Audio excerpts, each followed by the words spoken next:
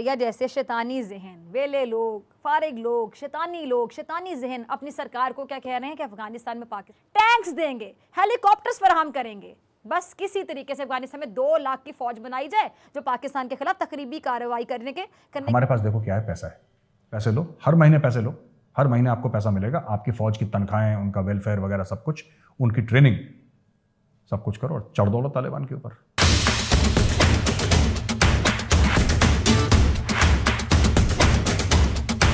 या जैसे शैतानी जहन, वेले लोग, फारिग लोग, शैतानी जहन अपनी सरकार को क्या कह रहे हैं कि अफगानिस्तान में पाकिस्तान नई फौज बनाई जाए और इसके लिए जितना पैसा चाहे लगाया जाए।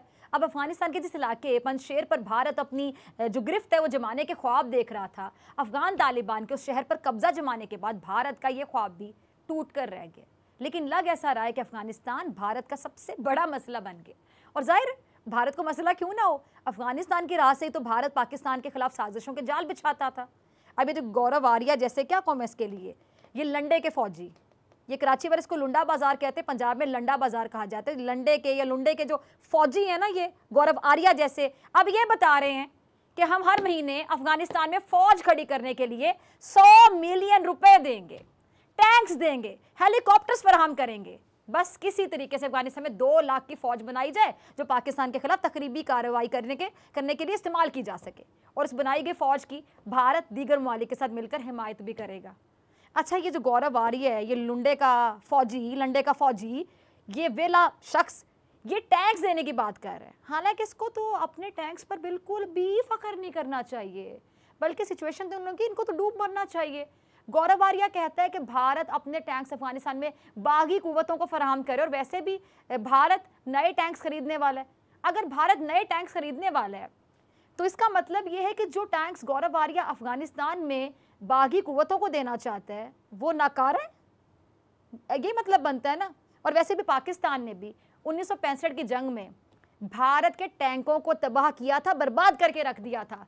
और बिलखसूस चाविंडा सेक्टर तो भारत के टैंकों का कब्रिस्तान बना दिया गया था। इसीलिए अब चाविंडा के महाज को the graveyard of Indian tanks के नाम से जाना जाता है।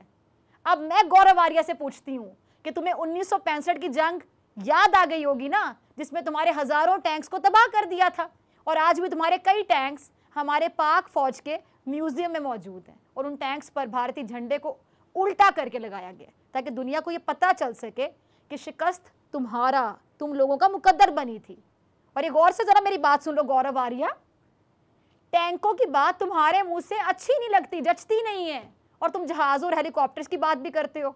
तो फिर मेरे ख्याल से एम आलम तुम लोगों को याद होंगे, जिनको छोटा ड्रैगन भी कहा जाता था, और उन्होंने 1 मिनट में तुम्हारे 5 भारतीय जहाज तबाह करके तुम्हारी जो फजाई ताकत है ना उसका भांडा फोड़ दिया था कि क्या तुम लोगों की औकात है, और तुम्हारी फौज, तुम लोग की जो सेना है और तुम्हारा जो असला है वो कितने पानी में दुनिया जानती है।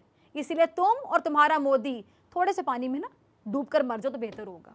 बुज़िलाना वार करके तुम्हारे हाथ में क्या आएगा, वही जो अभी आया, क्या जिल्लत। और उन लोगों को अफगानिस्तान में तुम्हारी जो बादशाही है नहीं मजीद नहीं चल सकती। पाकिस्तान अफगानिस्तान में अमन की कोशिशें कर रहा है और भारत इन कोशिशों को सिर्फ बुग़्ज़ से पाकिस्तान में गारत करना चाहता है। फवाद चौधरी, सीधी सादी बात है, हमारे पास देखो क्या है, पैसा है। We are not interested in putting troops on the ground in Afghanistan because logistical line of बड़ा मामला है थोड़ा सा, और कोई इशू नहीं है। We would have put troops, the only issue is how to get to Afghanistan, how to go out, that is the only problem. But पैसा तो आजकल आप इंटरनेट से ट्रांसफर कर सकते हैं। हर महीने $100 मिलियन आप दे दें। इंडिया के लिए $1.2 बिलियन ईयर कुछ भी नहीं है, ये भगोने की खुरचन है नीचे से, ये कहीं से निकल जाएगी। ठीक है, भारत के लिए खुरचन है ये, खुरचन जो पतीले के नीचे जब बिरयानी खुर्च के निकालते हैं ना, वो वाली है भारत के लिए। थोड़े खुरचन का एक छोटा सा टुकड़ा, $1.2 बिलियन ईयर। आप अहमद मसूद को बोलें कि हम तुम्हें हर महीने $100 मिलियन देंगे, 100 मिलियन 1 तारीख को तुम्हारे अकाउंट में हिट कर जाएगा। तुम आर्मी पालो, तुम सब कुछ पालो। इसके अलावा हम तुम्हें हेलीकॉप्टर्स देंगे, इसके अलावा तुम्हें टैंक्स चाहिए, हम तुम्हें टैंक्स देंगे, आप उनको दे दीजिए टैंक्स। आपके पास T-72 पड़े हैं, वैसे भी आप चेंज करने वाले हैं, और T-72 perfectly serviceable, the perfectly serviceable good tanks, आप दे दीजिए उनको। अब आप पहुंचाएंगे कैसे ये आपको देखना पड़ेगा।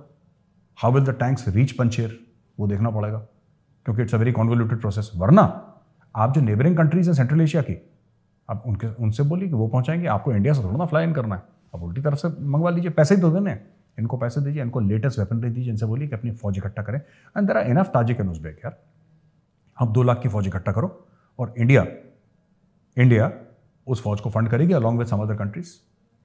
उस फौज का जो लीडर है, जो इंटरिम गवर्नमेंट का लीडर आप बनाइए अमरुल्लाह सलेह को, और फौज के लीडर बनाइए अहमद मसूद को, वो चीफ बन जाएगा उनका, जैसे chief of army staff of the northern alliance type जो भी बनाना है।